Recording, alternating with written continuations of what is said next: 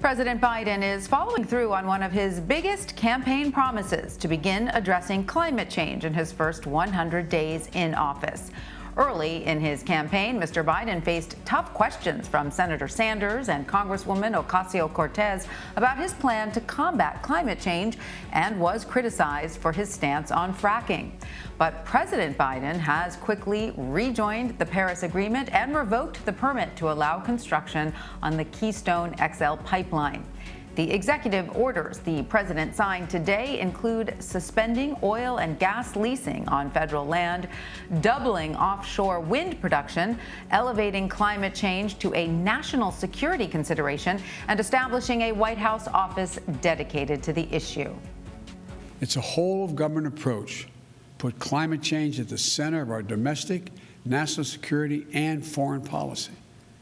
It's advancing conservation, revitalizing communities in cities and on the farmlands, and securing environmental justice. Our plans are ambitious, but we are America. We're bold. We're unwavering in the pursuit of jobs and innovation, science and discovery.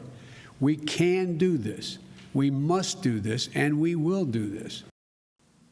And Michael Mann joins me now for more. He is the author of The New Climate War. Hi, Michael. Welcome. Great to have you with us, and congratulations on your book. What do you make of President Biden's executive actions on climate change and his administration's stated goals? Do you believe they go far enough? Yeah, thanks, Tanya. It's good to be with you. And I'll tell you, I was surprised at how bold this plan actually is. President Biden had some critics in the environmental community during the campaign who didn't think he was going far enough on climate in terms of the promises he was making.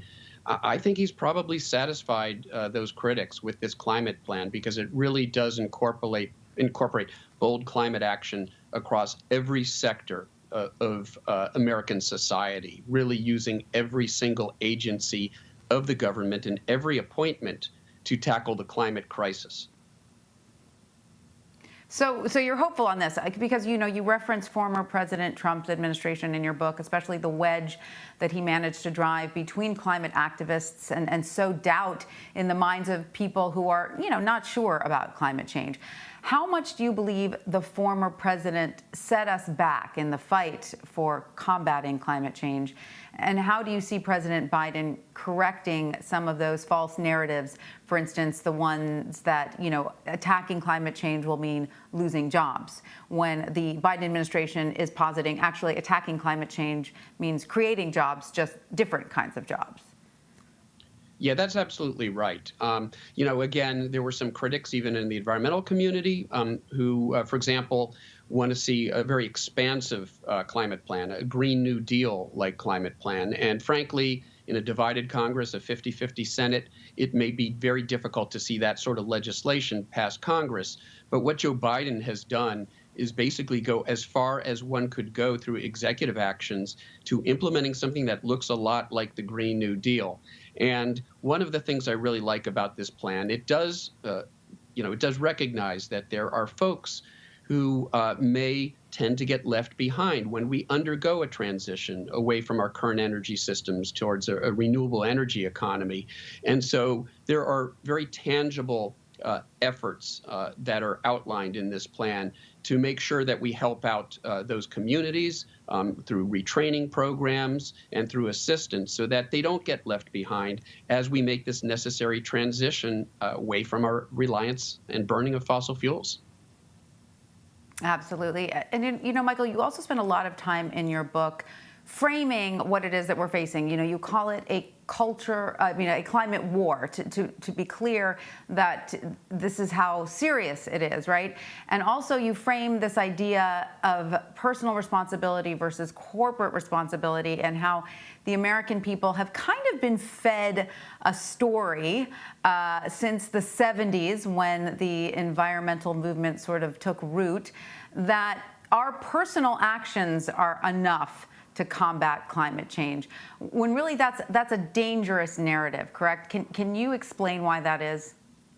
Yeah, and of course, we should all do those things that we can do in our everyday lives to decrease our environmental footprint. In many cases, they save us money, they make us healthier, they make us feel better about ourselves, they send a good example to other people. So we should all do those things. What we can't allow is for polluting interests, fossil fuel companies, and those promoting their agenda to somehow convince us that alone is enough, because then that takes the pressure off of the need for systemic change, for policies like those that Biden is outlining in his plan to accelerate, again, that transition away from our reliance on fossil fuels. We have to decarbonize our economy essentially within a decade or so. We need to bring carbon emissions down by a factor of 2 if we're to avert the worst impacts of climate change. And so we really have to get moving. And we can't allow ourselves to fall victim to some of these distractions that are now put out there by the forces of inaction, the inactivists, the fossil fuel interests that I talk about. Because look, you can't deny that climate change is happening now. It's not credible. So what they've done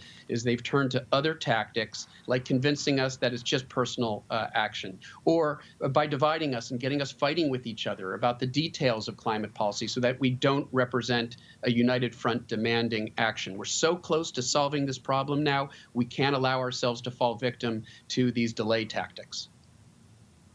And you get very specific about how sophisticated these tactics are, these marketing campaigns, and how they often hide themselves, behind the guise of environmental campaigns. So people should be, on the lookout for that. Going all the way back to the Crying Indian commercial of the 70s, which created a whole generation of environmentalists, it actually had an ulterior motive, which is to get the beverage company off the hook for cleaning up, all the trash that bottles and cans were creating, which a lot of people aren't aware of. So the sophistication of these marketing campaigns is extreme, and you make the point that people should be on the lookout for those.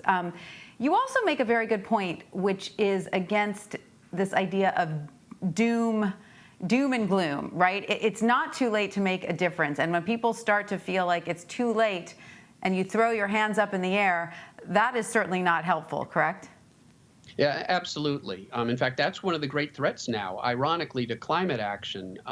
The idea that's prevalent among many environmental advocates of goodwill and good intentions who have fallen victim, again, to this sort of campaign to convince them, the fires of this campaign have been fueled by climate change inactivists. If they can convince some climate advocates that it's too late to do anything about the problem, then why try? It leads us down that same path of inaction, it's outright denial. All right. Well, Michael Mann, thank you so much for joining us and sharing all your insights. And once again, congratulations on your new book. Thank you so much.